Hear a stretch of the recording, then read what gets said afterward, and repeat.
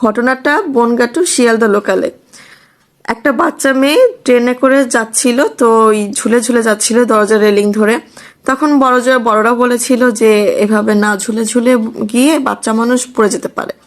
তো তার মা এটা শুনে ভীষণ তেলে বেগুনে জ্বলে উঠে ভীষণ অকথ্য ভাষা নাকি গালাগালি করেছে। পরে বাচ্চাটাও শুরু করেছে। এখন আমার কথা হচ্ছে যে এই যে বাচ্চাটা যে গালাগালটা করলো, এই যে তার মানে চোখের যে অবয়বটা, যে ভয়ানক যে রূপটা সে দেখিয়ে ফেললো একটা বাচ্চাটা কিন্তু একদিনে তৈরি হয়নি, মানে কোনো জিনিস কিন্তু একদিনে হয়নি। আপনারা দেখুন এই বাচ্চার আচরণটা দেখুন, আবার কথা বলা ভঙ্গিমা দেখুন, সবকিছুই কিন্তু মানে বেশ একটা অদ্ভুত ব্যাপার।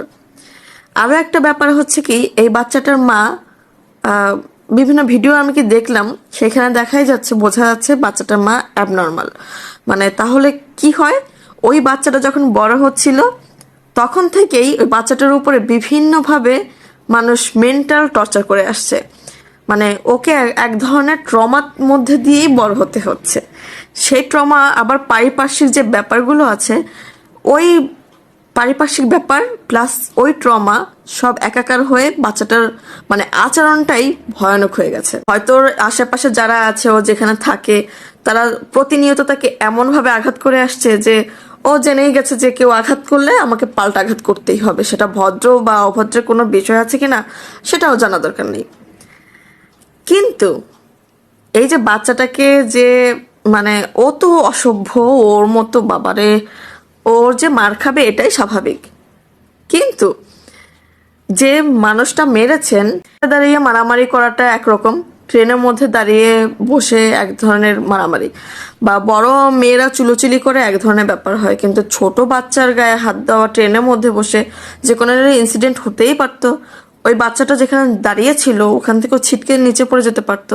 তাহলে কি হতো, কি দাঁড়াতো, কি রাগারাগি হতো বলুন তো, কার দোষটা হতো, কোন পর্যায়ে যেত? আমি দেখেছি লেডিস বগিতে এমন কোনো ইনসিডেন্ট নাই যেটা হয় না। মানে ওখানে মারামারি, কাটাকাটি, ঝগড়াঝাটি, মানে সবাই কেমন যেন প্রস্তুত ঝগড়া করার জন্য, সবাই কেমন যেন মারামারি করার জন্য প্রস্তুত। মানে লেডিস বগিতে যারা ওঠে তারা কেমন যেন বাড়ি থেকে বেরই হয় মারামারি করবো, আজকে কাটাকাটি করবো, ঝগড়াঝাটি করবো, বা এরকম একটা মানে মেন্টালিটি নিয়ে সবসময় কেমন যেন হাইপার থাকে। কেন আপনারা এরকম হাইপার কেন থাকেন বলুন তো? মানে এত হাইপার থাকার কারণ কি আছে? যাই হোক, এখন আবার দেখলাম বাচ্চাটাকে দিয়ে নতুন করে ভিডিও বানানো হচ্ছে যে আমার মাপ হয়েছে, মানে আমার ভুল হয়েছে, আমি ক্ষমা চাইছি, পা ধরে মাপ চাইবো। তো আমি বলবো একইভাবে অপোজিট পার্সনও যদি এইভাবে ভিডিও বানিয়ে একটা পোস্ট করে দেয় তাহলে হয়তো আরো সুন্দর কিছু একটা পেতে পারে সমাজ। যাই হোক, এখন জানি না, কিন্তু বাচ্চাটাকে দিয়ে এখন এসব বন্ধ করুন।